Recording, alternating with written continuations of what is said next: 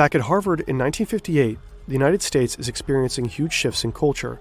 The button-up 50s are drawing to a close, and the nation becomes swept up in the space race, the civil rights movement, the sexual revolution, the environmental movement, the explosion of drug culture, and all the while, the Cold War is escalating. The American military is paranoid that communists have developed mind control drugs and brainwashing techniques, and they're eager to catch up, so they're covertly experimenting with ways to manipulate behavior. US intelligence officials are especially interested in developing a perfect truth drug for interrogating enemies, and they believe LSD might be it. But they're also testing a wide range of ways that psychological manipulation could bend the will of anyone to do whatever the US military wants. They've even enlisted help from the Nazi scientists who experimented on Dachau inmates with hallucinogens and interrogation methods. The military illegally smuggles these war criminals over to get their advice on brainwashing, as part of Operation Paperclip.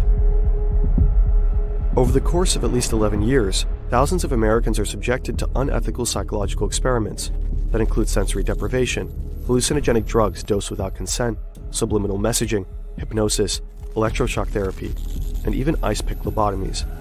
And that's just the stuff we know about. When the project becomes public knowledge in the 1970s, the CIA director orders most of the records to be destroyed. The program is codenamed MKUltra. Many of the test subjects are vulnerable populations, like prisoners and hospital inmates, but also students. Students are prime subjects for these experiments because of their frequent contact with professors who play a big part in MKUltra. Some of the professors know the role they play. Many don't. During the post-war period, the CIA becomes the largest employer of college professors, and the military is by far the biggest source of funding for psychological research. Professors acted as consultants and researchers for military-backed projects. They used their status to encourage their students to participate in experiments, often involving drugs like LSD. Afterwards, they reported back to the government. Harvard becomes heavily involved in Army-sponsored studies. One of the CIA's main men on campus is the superstar psych professor, Henry Murray.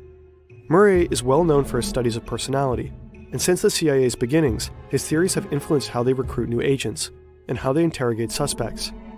When Murray and young Ted Kaczynski cross paths, Murray is at the end of his career, and he recruits Ted for his final, most elaborate experiments.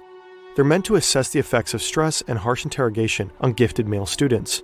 Murray wants to know, what will it take to break an educated, intelligent man?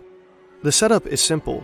Ted and 21 other students are asked to write an essay about their most deep-seated beliefs. Then they're told they'll discuss their beliefs with a fellow undergrad.